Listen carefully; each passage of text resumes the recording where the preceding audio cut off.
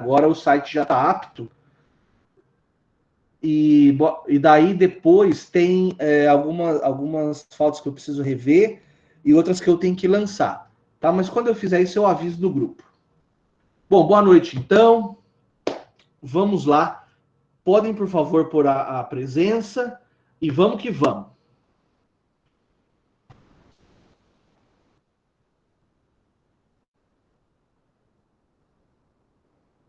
Maravilha.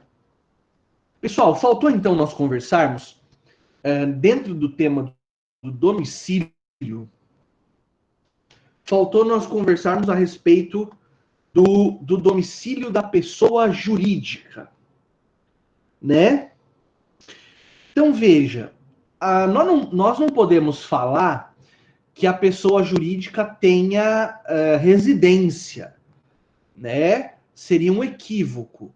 Mas nós podemos falar que a pessoa jurídica tem sede, né? Ela tem sede e tem filiais. Ou o famoso estabelecimento da pessoa jurídica.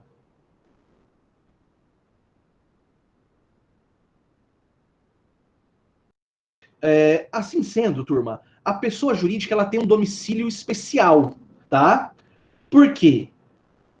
Porque esse domicílio da pessoa jurídica, ele pode ser livremente escolhido quando da criação da pessoa jurídica ou da alteração do estatuto.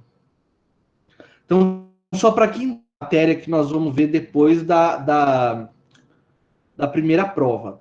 A pessoa jurídica, ela sempre tem surgimento, nascimento em um documento. Esse documento recebe o nome de estatuto ou ato constitutivo. Contrato social, estatuto, ato constitutivo. Isso varia conforme o tipo de pessoa jurídica da qual nós estamos tratando. Né? Então, vou repetir. A pessoa jurídica, ela não tem residência. Ela tem uma sede ou um estabelecimento. Entretanto, nós falamos no domicílio da pessoa jurídica como um domicílio especial. Porque, em regra, ele pode ser voluntariamente escolhido quando da elaboração do ato constitutivo da pessoa jurídica. E aí eu dizia assim, o ato constitutivo ele pode ser um estatuto. Tudo bem, seja bem-vinda. O ato constitutivo pode ser, então, um estatuto ou contrato social, basicamente. Tá? Estatuto para associações, contrato social para sociedades. Nesse documento, já pode estar ali determinado qual que é o domicílio da pessoa jurídica. Tá bem? Agora, se não houver essa pré-determinação, aí nós vamos lá para o artigo 75, inciso 4 do Código Civil. Veja lá, o seu domicílio será o lugar onde funcionarem as respectivas diretorias e administrações. Então veja, no silêncio do ato constitutivo com relação ao domicílio, o ato constitutivo não mencionou nada. Mencionou nada. Nós vamos aplicar, então, uma regra subsidiária, que é o artigo 75, inciso 4 do Código Civil, que estabelece que vai ser o local do funcionamento da administração ou da diretoria. Certo? Então, é o local dessas atividades de administração, dessas atividades de gerência, por assim dizer, né, habituais, onde os credores da pessoa jurídica, por exemplo, podem demandá-la. não é? Para o cumprimento aí de eventuais obrigações. Eu peço desculpa, turma, antes de abrir para dúvidas. Não, esse material já estava desde a semana passada, tá certo. Então não preciso pedir desculpa de nada. Até aqui tudo bem, turma? Alguma dúvida? Maravilha. Pois não, Matheus.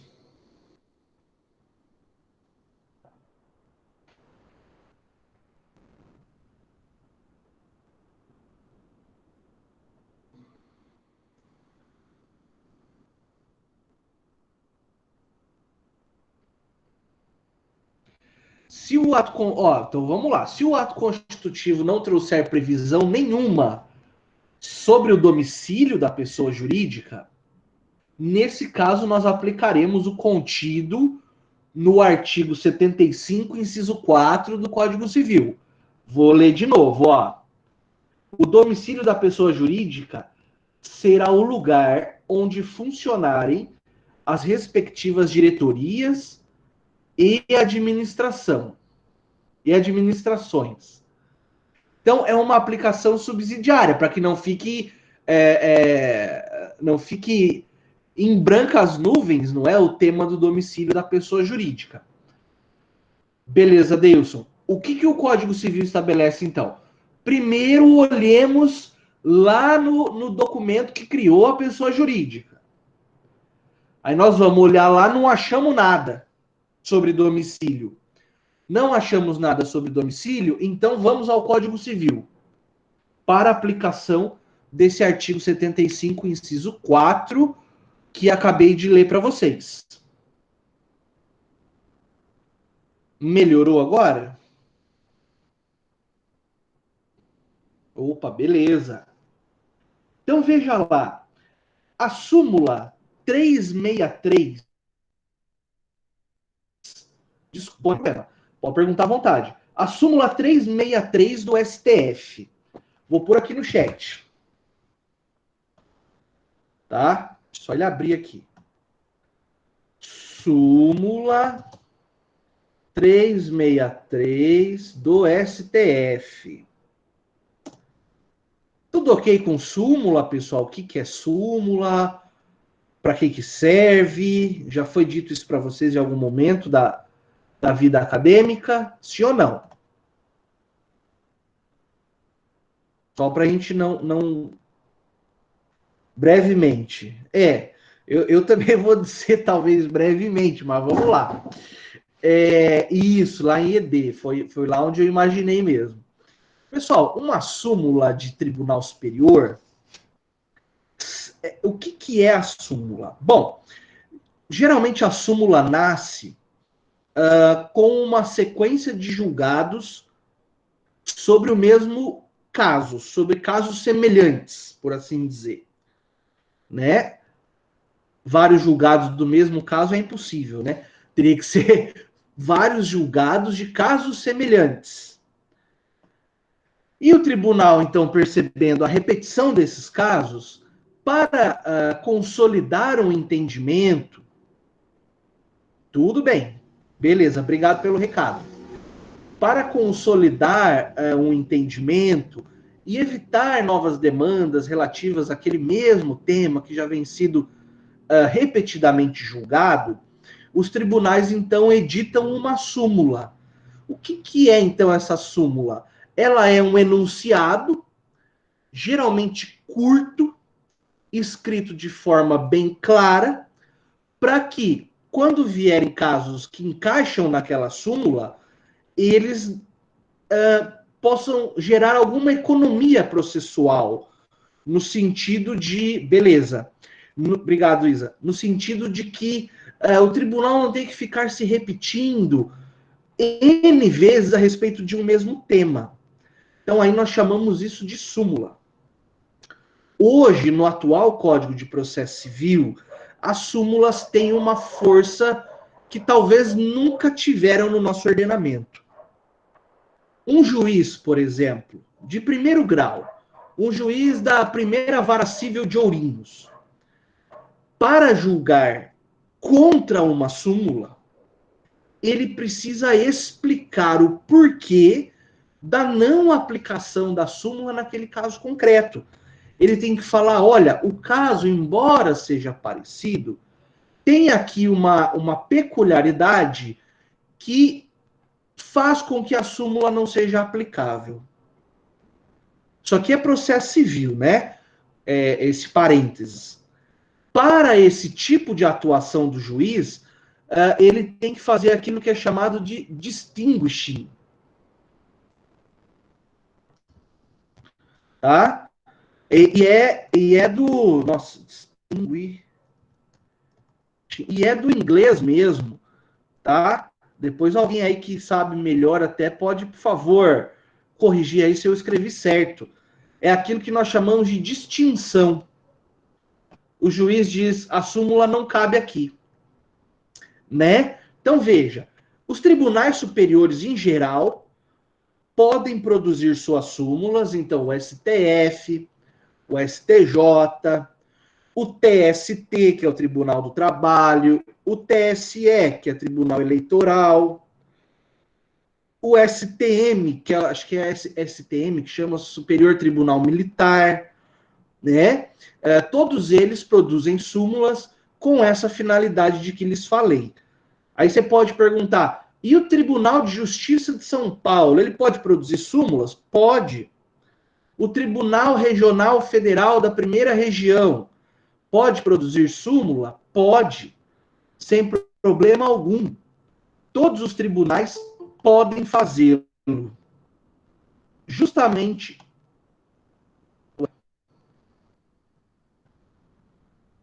Aí, agora deu.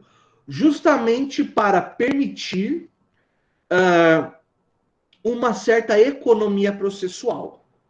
E essa súmula, então, vincula, em certa medida, os tribunais e juízes de instâncias inferiores. Tá? Só para completar, para além dessas súmulas que já existiam no ordenamento há muitos anos, há décadas, a Constituição Federal, a partir de 2004, quando foi reformado o Poder Judiciário, foi criada a súmula vinculante. Essa é vinculante mesmo, assim, no sentido de que o juiz não pode julgar contra ela, a não ser que ele faça essa distinção da qual eu lhes falei, né? Então veja, se o juiz dá uma decisão que contraria uma súmula vinculante ou uma súmula normal, por assim dizer, a parte interessada ela pode fazer uma reclamação. Então imagina que o juiz profere uma decisão contrária a uma súmula X qualquer. E a parte que se viu prejudicada, a parte diz, olha, mas era caso de aplicação da súmula e o juiz não aplicou. Qual que é o recurso cabível ou o instrumento processual cabível? É uma reclamação. Então imagina que é uma súmula do STF que foi ignorada no julgado desse mesmo juiz ou juíza da primeira vara de Ourinhos. A parte interessada faz uma reclamação direto no STF. Olha que interessante. E quando essa reclamação chega lá, no seu conteúdo tem algo assim, claro que estou falando de forma grosseira, né? Mas o seu conteúdo tem algo assim, ó STF, tem um juiz lá em Ourinhos que está ignorando o que você disse aqui na súmula tal. O que você vai fazer a respeito? E daí o STF vai analisar o caso e ver se era realmente caso de aplicação da súmula ou não. Se for caso de aplicação da súmula e o juiz não fez, o STF pode anular aquela sentença e mandar o juiz proferir outra. Tá? Então, essa é a importância das súmulas no nosso ordenamento. Espero ter ajudado a complementar aquilo que vocês já sabiam. Tá bem? Posso fechar o parênteses? Tá bom. Então, vamos lá. Ó, voltando aqui para o nosso tema do domicílio da pessoa jurídica. A súmula número 363 do STF, que eu pus aí no chat já, estabelece o seguinte, ó. a pessoa jurídica de direito privado pode ser demandada no domicílio da agência ou estabelecimento em que praticou o ato. Então, essa súmula demanda uma pequena reflexão. Estão me ouvindo? Está tudo bem? Tá com um delayzão, né? Tá com um belo de um delay, eu percebi. Mas vamos lá. Ó, essa súmula tem que ser lida com alguma atenção. Porque primeiro ela diz o seguinte, ó, a pessoa jurídica de direito privado. Bom, aqui nós vemos uma pequena distinção que nós faremos no bimestre seguinte, mas eu já adianto agora e lá depois eu repito. Quando nós falamos de pessoa jurídica, nós temos pessoas jurídicas de direito público e de direito privado. Exemplo de pessoa jurídica de direito público: a União, os estados, Distrito Federal, municípios. Certo? Pessoa jurídica de direito privado agora: associações, fundações, as sociedades, aquilo que nós estamos acostumados a chamar de empresa, né? São sociedades empresárias. Então, essa súmula não tem nada a ver com pessoa jurídica de direito público. Esquece. Ela se direciona especificamente para pessoas jurídicas de direito privado. Então, ó, a sociedade de economia mista, na verdade, ela é uma pessoa jurídica que tem o seu capital aberto, dividido em ações, mas o poder público tem mais da metade das ações. 51% é do Estado e os outros 49% são de capital privado, né? Então ela atua como se é um híbrido, né, Adeilson? Algumas normas são de direito público, por exemplo, obrigatoriedade de fazer licitação, contratar por concurso público. E outras normas são de direito privado, como realizar determinados contratos. Certo? A empresa pública, por outro lado, como por exemplo a Caixa Econômica Federal, ela é de capital 100% público. Então ela é uma pessoa jurídica de direito público que atua no mercado competindo com outras empresas de direito privado. Né? Isso é matéria de direito administrativo, mas a pergunta veio bem a calhar. Então, ó, a pessoa jurídica de direito privado, vamos usar aqui como exemplo uma sociedade empresária. A sociedade empresária que eu mais gosto de usar como exemplo é a empresa Calçados Segundo Termo, que é a nossa empresa que nós estamos constituindo e no bimestre que vem nós vamos usar bastante. Então a empresa Calçados Segundo Termo é uma pessoa jurídica de direito privado, tem todos nós da sala como sócios, não é? E ela pode ser demandada no domicílio da agência ou estabelecimento em que se praticou o ato. O que quer dizer isso? Suponhamos que a Calçados Segundo Termo ela tenha várias filiais espalhadas pelo Brasil. Nossa empresa deu certo, cresceu. Então ela tem filiais, ela tem a sede em Ourinhos e tem filiais em Santa Catarina, tem filiais no Rio de Janeiro, no Ceará, na Bahia e por aí vai. Será domicílio da empresa Calçados Segundo Termo o lugar onde for praticado o ato. Então imagina assim, ó, a nossa empresa fez um contrato na Bahia para distribuir calçados, botina não, é coturno que chama, né? Coturno para a Polícia Militar da Bahia. Legal? Ótimo. Só que os coturnos foram produzidos com um defeito de fábrica que causam aí um machucado no pé do policial militar que usa esse coturno prolongadamente. E daí o município da Bahia diz o seguinte: o calçado segundo termo, eu vou processar você, porque você entregou um produto defeituoso.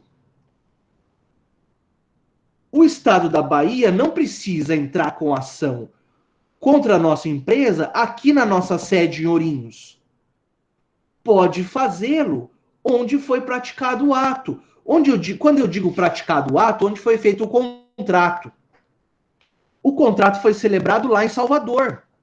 Então, o Estado da Bahia pode processar a empresa Calçado segundo termo lá onde assinou o contrato, ou seja, lá em Salvador. Porque, de acordo com essa súmula, não precisa ser na sede da empresa, mas sim onde foi praticado o contrato. Entenderam essa ideia, turma? Maravilha. Aí você pode se perguntar assim, mas por quê? Eu espero que sempre. Deixa eu só dar um. Opa, já deu certo. Eu espero que sempre que venha isso, sempre que venha esse tipo de explicação, tua mente pergunte por quê. Né? Nós do direito temos que ser questionadores e perguntadores, não é? E a resposta veio através do Luiz, por conta de praticidade. Porque o credor, ele tem que ter a maior facilidade para buscar a... Tudo bem, Rafael, seja bem-vindo. O credor tem que ter a facilidade maior para buscar o seu crédito, tá certo? E assim sendo, essa súmula facilita bastante a vida do credor. Isso que nós estamos falando aqui de duas pessoas jurídicas, não é? A empresa de sapato, de direito privado, e o Estado da Bahia, de direito público.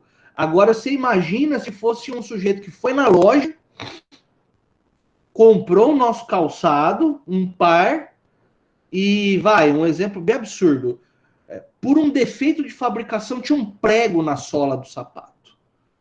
E quando o sujeito foi caminhar, esse prego fincou bem no meio da sola do pé do sujeito. Peraí, né? Ele vai querer o ressarcimento, tá? Embora isso seja direito do consumidor, mas serve para nós como exemplo. Podemos ir adiante? Então, vamos lá. Assumir o silêncio como concordância. Essa súmula, pessoal, ela acaba tendo reverberação, ela acaba encontrando correspondência no artigo 75, parágrafo 1º do Código Civil. Né? O artigo 75, ele trata da pluralidade de domicílios das pessoas jurídicas de direito privado. Então, repito, o artigo 75, parágrafo 1º, trata da pluralidade de domicílios das pessoas jurídicas de direito privado. E estabelece o seguinte: tendo a pessoa jurídica, mas você lê assim, tendo a pessoa jurídica de direito privado, né? Tendo a pessoa jurídica de direito privado, diversos estabelecimentos em lugares diferentes, é aquilo que nós chamamos de filiais. Cada um deles será considerado domicílio para os atos nele praticados. Então, esse artigo vem a complementar a explicação que acabamos de fazer.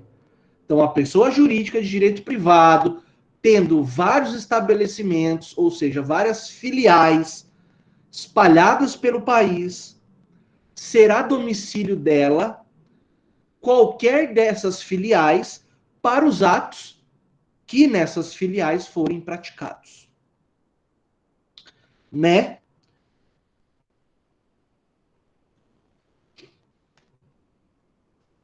Tranquilo? Fácil, né? Então daí tem uma explicaçãozinha aqui, né? Se a pessoa jurídica tiver filiais, agências, departamentos ou escritórios, nunca sede, né, turma? Porque sede é uma só, mas filiais pode ter várias. Ela pode ser demandada.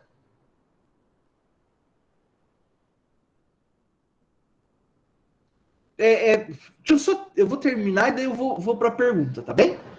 Então, de novo, ó, tendo várias filiais em lugares diferentes, em comarcas diferentes, né? Já fizemos a explicação de comarca na última aula.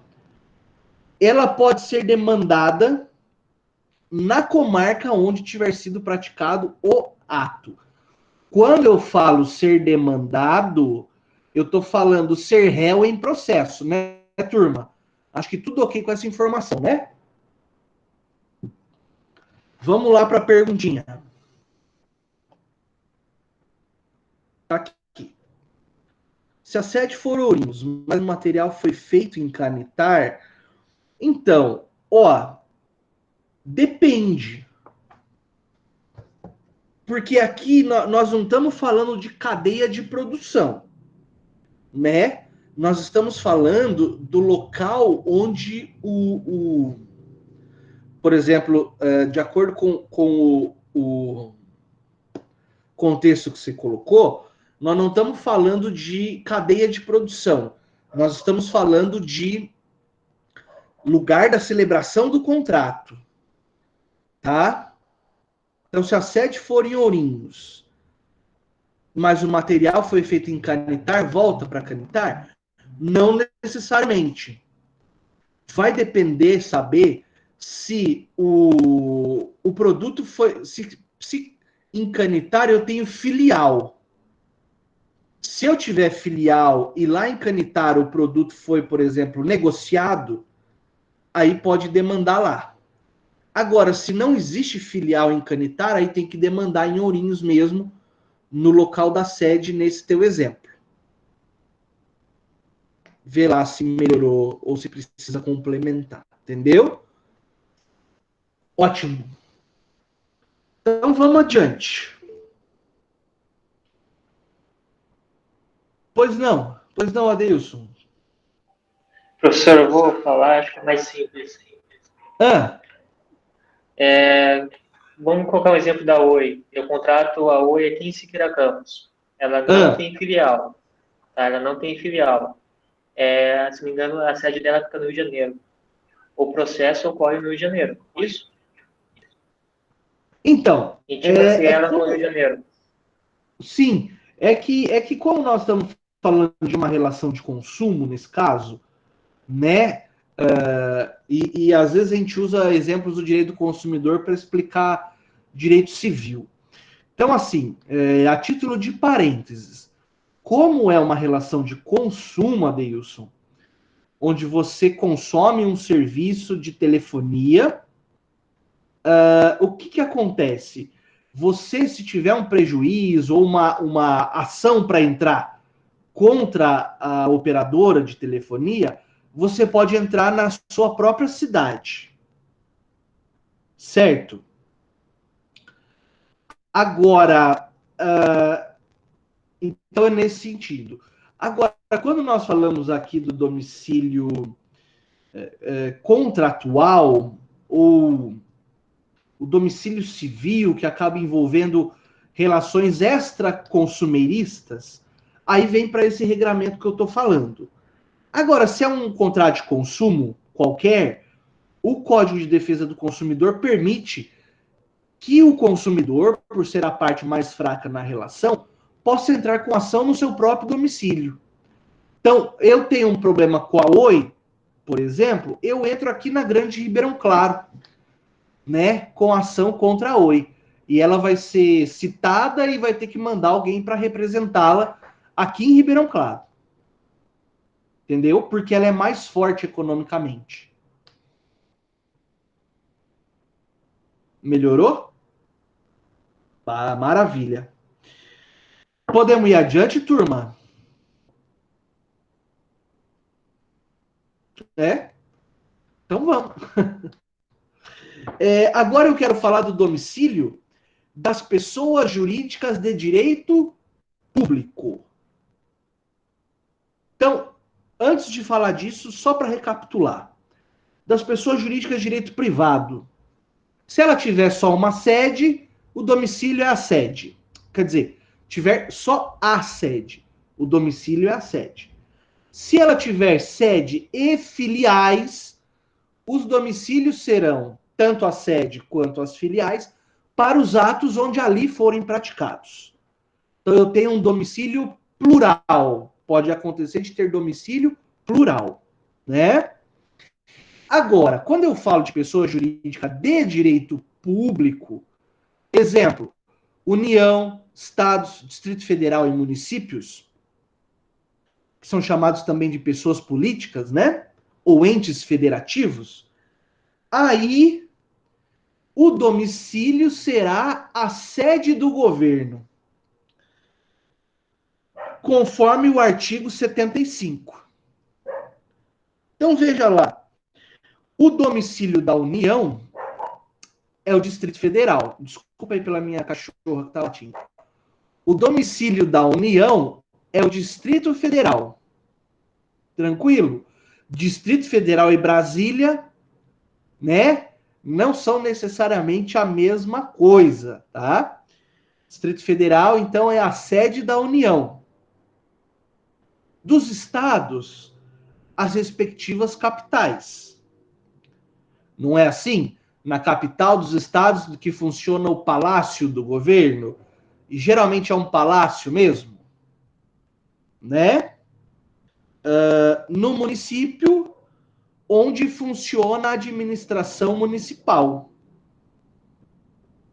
Agora, eu quero só dar uma dica.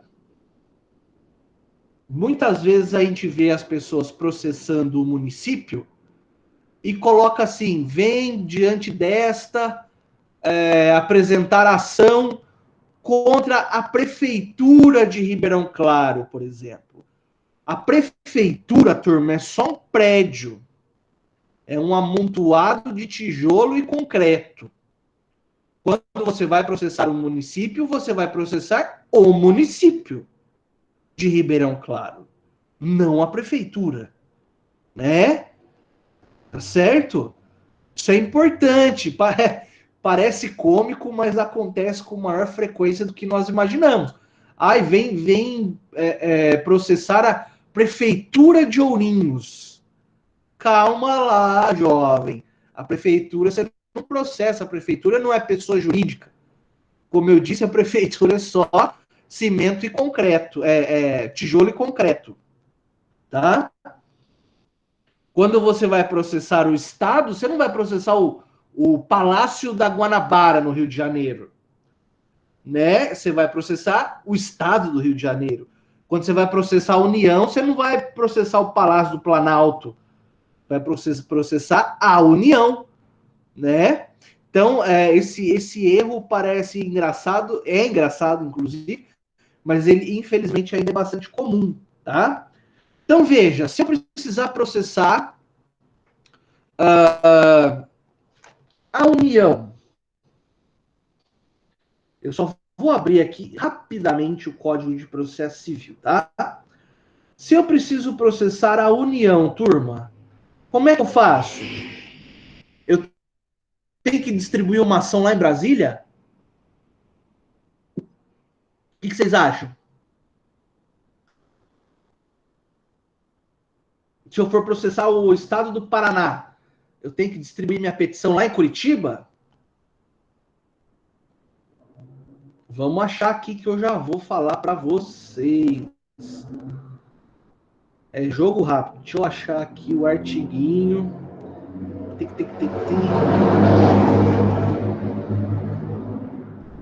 Direito pessoal.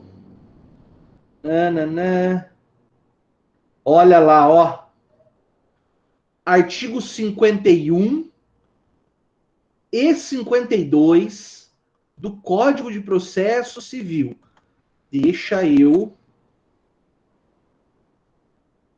Opa, vamos lá, vamos responder já. Vou pôr aqui, ó, artigos 51 e 52 do CPC. tá? Sobrou aqui, CPC. Se ainda acha alguns doutrinadores chamando de novo CPC. Bom, ele é de 2015, dá para chamar de novo ainda. Daqui a um tempo a gente abandona isso. O que diz lá? O que está escrito? Ó, é competente o foro do domicílio do réu para as causas em que seja autora a união. Então veja lá, de novo, ó, é competente o foro de domicílio do réu para as causas em que seja autora a união. Então isso também para o Estado, tá? Tanto a União quanto o Estado. Se a União ou o Estado querem processar um de nós não, um cliente nosso, né? Esse nosso cliente terá que ser demandado no domicílio dele. Olha a importância, então, de saber o que é domicílio e qual é o domicílio. Então, a União, na esfera federal, quer processar o cliente, o cliente Jack. O Jack vai ser demandado no seu próprio domicílio. A União tem que vir até ele, entendeu? Agora, se a União for ré, ou seja, o nosso cliente quer processar a União, ele pode propor ação no domicílio dele ou onde ocorreu o fato que originou a demanda. Ou ainda no de situação da coisa ou no Distrito Federal. Pô, professor, muita informação dessa vez. Veja, eu repito. Quando a União vai processar os administrados, por exemplo, o nosso cliente, o Jack, a União vai até o Jack, a União vai até o domicílio dele. Quando o Jack quer processar a União, ele pode fazer no próprio domicílio, no lugar onde aconteceu o fato que originou a demanda, onde tiver situada a coisa, por exemplo, um bem imóvel, ou no Distrito Federal. Então ele não é obrigado a ir ao Distrito Federal, mas ele pode fazê-lo. Ah, professor, ele não quer ir lá no Distrito Federal processar a União. Ele quer fazer no conforto do domicílio dele. Sem problema nenhum. Pode fazer. Entenderam? Essa mesma ideia se aplica para os estados. Se o estado for processar o nosso cliente, tem que fazer no domicílio do cliente. Se o cliente for processar o estado, aí ele pode fazer, ó, no próprio domicílio, no local onde aconteceu o fato que deu origem ao processo, onde a coisa estiver situada, ou na capital do estado que nós queremos processar. Fácil isso, né? Então veja, por que eu posso processar a União no Distrito Federal, entre todas aquelas opções? Porque o Distrito Federal é o domicílio da União. Por que eu posso processar o Estado do Paraná na comarca de Curitiba? Porque Curitiba é onde funciona a sede do governo. É a capital do Estado. Claro que não tem regramento para o município, né, turma? Porque o município ele vai te processar no teu domicílio, né? Boa, boa. Vai chegar lá. Nós estamos trabalhando forte para isso, né? Ribeirão ainda vai ser capital do Paraná. Na verdade, o trabalho é para que Ribeirão Claro seja a capital da região sul toda, né? Concentre tudo aqui, porque aqui tem de tudo, né? Já atende bem todas as necessidades. Mas, brincadeiras à parte, por que eu não falo do município? Porque daí a proximidade é territorial, é geográfica. Não é verdade? Pessoal, até aqui alguma dúvida?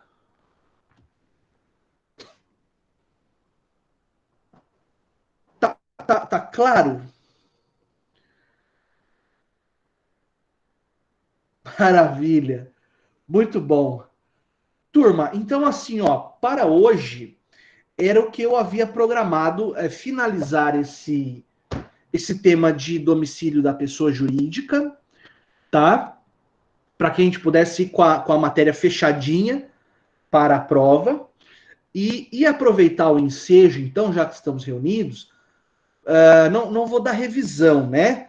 Mas eu só vou dar uma dica que talvez seja jogo rápido, tá? Vou usar 1 minuto de vocês. Para a prova, estudem o caderno.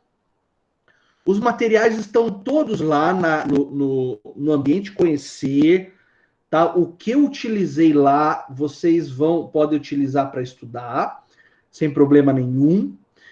Mas estudem também a letra da lei. Isso, coloca agora então, Paola. Estudem também a letra da lei. Então você vai estudar o caderno, a doutrina e a letra da lei, tá bom? Era isso que eu tinha para avisar. O que vai cair? Tudo. Tudo que foi dado até agora. Tá bom? Eu sei que é bastante coisa, mas não tem outro jeito. No mais, então, turma, desejo para vocês uma boa semana de provas. Eu vou estar ainda online no WhatsApp para responder dúvidas, não só hoje, como sempre. Desejo a todos uma excelente semana de provas, que o Espírito Santo os ilumine, que tenham notas excelentes. Boa noite, até a próxima.